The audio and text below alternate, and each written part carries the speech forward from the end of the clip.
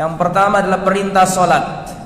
As-salatu aujabul wajibat, kewajiban yang paling wajib, seagung-agungnya perintah Allah setelah tauhid, as-salat, yaitu salat. Rasulullah sallallahu alaihi wasallam bersabda dari sahabat yang mulia Abdullah bin Umar radhiyallahu anhuma, buniyal islamu ala khamsin. Islam dibangun di atas 5 dasar. Yang pertama, syahadati alla ilaha illallah wa anna Muhammad Rasulullah, bersaksi tiada yang berhak disembah kecuali Allah, Nabi Muhammad utusan Allah. Yang kedua, wa iqamis shalah, menegakkan salat. Jadi salat ini kewajiban yang paling agung setelah syahadat. Dan salat ini berbeda dengan ibadah zakat, puasa, haji dan seterusnya. Kalau ibadah-ibadah yang lain Allah turunkan ayat dari langit, sedangkan Rasulullah masih ada di bumi. Perintah zakat, perintah haji, perintah puasa itu wahyu turun, Rasul di bumi. Berbeda dengan sholat. Perintah sholat ini Rasulullah tidak di bumi, tapi Rasulullah di Isra Mi'rajkan Allah. Bahkan tanpa melalui malaikat Jibril, langsung Rasulullah diberangkatkan Allah dari Masjidil Aqsa sampai ke Sidratul Muntaha. Jibril saja nggak bisa menemani. Ibadah yang berbeda, ibadah yang tidak sama dengan ibadah-ibadah yang lain. Dan Rasulullah sallallahu alaihi wasallam bersabda, awal ma yuhasabu bihil abdu yaumal qiyamah as-shalah. Yang pertama kali dihisab dari seorang hamba adalah sholat. Gak boleh main-main sama sholat kita. Dan Rasulullah sallallahu alaihi wasallam di antara wasiat-wasiat menjelang detik-detik wafatnya beliau, sebelum beliau wafat, di antara wasiat Rasulullah adalah as-shalah, as-shalah wa ma malakat aimanukum. Salat, salat. Hati-hati wahai umatku, salat, wa ma malakat aimanukum, dan budak-budak wanita kalian. Saking pentingnya salat. Sampai sebelum wafat Rasulullah mengingatkan kita untuk selalu menegakkan salat. Dan Rasulullah mengancam, Allah mengancam orang yang meninggalkan salat. Masalakakum fi saqar, kenapa kamu kok masuk neraka sakor? Qalu lam nakum minal musallin, karena dulu aku nggak sholat. Karena nggak sholat. Dan jangankan orang yang meninggalkan sholat, orang yang sholat tapi lalai dari sholatnya saja, wail, celaka. Wailul lil musallin alladzina hum an sholatihim sahun. Celakalah orang-orang yang sholat, yang mana mereka lalai dari sholatnya, mengulur-ulur waktunya, kurang sempurna syarat rukunnya, itu saja celaka. Apalagi orang yang meninggalkan sholat. Nah, bagaimana hukum orang meninggalkan sholat? Berat. Kalau ada seorang wanita sama laki-lakinya nggak pernah sholat, wajib cerai. Kalau suruh sholat nggak mau, suruh sholat nggak mau, sudah minta mertuanya, minta orang tuanya, didatangkan ustaz, tetap nggak mau sholat, wajib cerai. Bahaya orang nggak sholat itu. Dan apa hukumnya orang yang tidak mau sholat? Hukum orang yang meninggalkan sholat itu bagaimana? Ada perincian para ulama, dan dulu sudah pernah saya sebutkan di sini. Saya sudah pernah menjelaskan di sini tentang hukum orang meninggalkan sholat. Innamal ilmu al-murajaah, ilmu itu untuk dimurajaai. Dulu yang dengarkan tapi belum lengkap, sekarang dilengkapi. Yang belum pernah dengar supaya sekarang tahu. Yang dulu pernah disampaikan tapi lupa supaya ingat lagi. Itu fungsi dari bermajlis ilmu. Orang yang meninggalkan sholat itu ada dua macam kata para ulama. Yang pertama, orang yang meninggalkan sholat karena mungkiron, karena mengingkari, jahidan, mengingkari kewajiban sholat. Ini tipe manusia yang meninggalkan sholat, tipe yang pertama, meninggalkan sholat karena mengingkari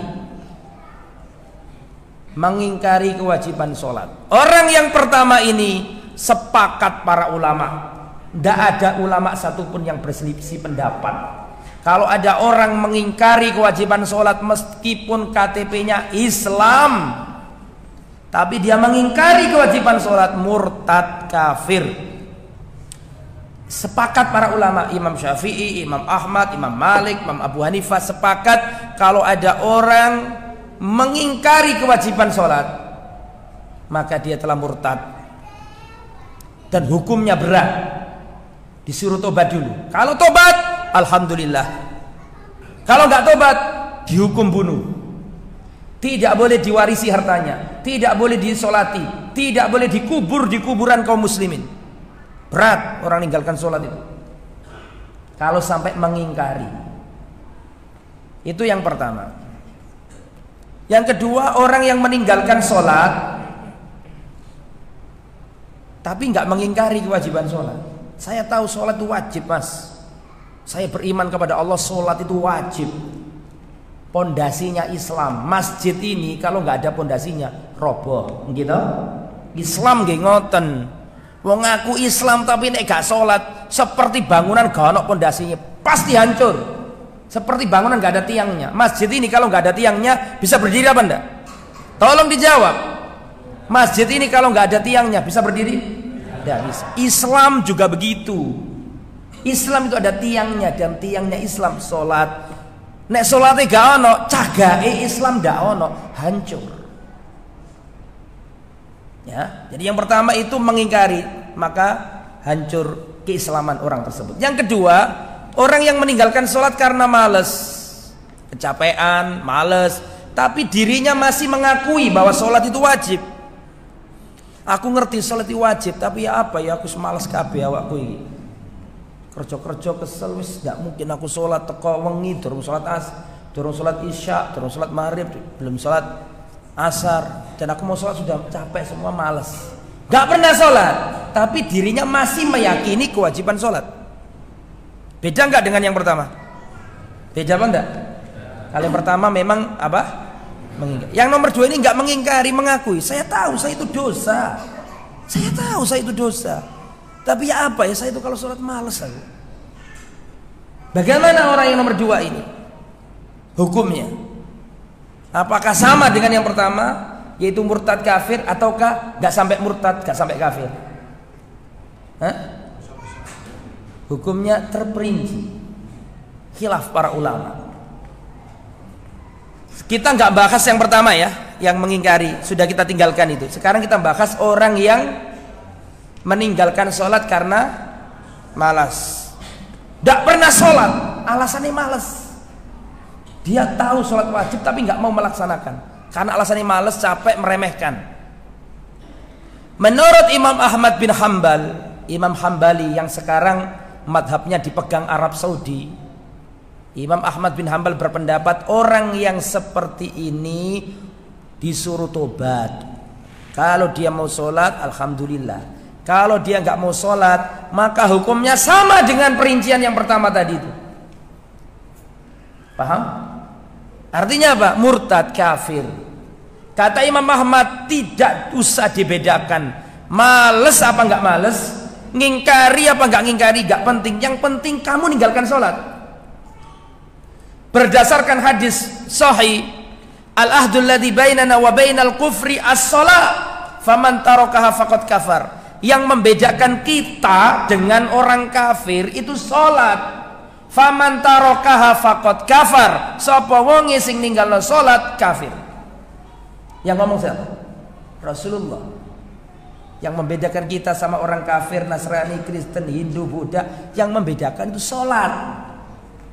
Faman tarokaha faqad kafar, maka siapa yang meninggalkan sholat dia kafir. Kata Imam Ahmad, hadis ini sahih, umum, tidak diperinci malas apa enggak malas, mengingkari apa enggak mengingkari. Pokoknya kalau dia sampai apa? Meninggalkan sholat, maka dihukumi murtad. Disuruh tobat, kalau tobat alhamdulillah, kalau enggak maka dihukum bunuh. Tidak boleh disolati jenazahnya, tidak boleh disolati, tidak boleh dikubur di kuburan kaum muslimin, tidak boleh diwarisi. Pendapat yang nomor 2 dari perincian nomor 2 yang malas tadi itu, menurut Imam Asy-Syafi'i, menurut Imam Abu Hanifah, orang yang nomor 2 tadi itu tidak sholat karena malas tapi masih meyakini kewajiban sholat. Menurut Imam Syafi'i dan imam-imam yang lain, ini tidak kafir karena dia masih meyakini kewajiban sholat, gak kafir. Tapi yartakib, ya, murtakibil kabair, huwa min murtakibil kabair, dia termasuk pelaku dosa besar yang terancam. Terus bagaimana hukumnya? Bagi yang mengatakan gak kafir, cuma dia pelaku dosa besar, apa hukumnya? Hukumannya sama-sama dibunuh. Tapi setelah dibunuh disolati, dikubur di kuburan kaum muslimin, dan boleh diwarisi hartanya. Terlepas dari perselisihan tadi, kesimpulannya berat nggak orang meninggalkan sholat itu? Berat.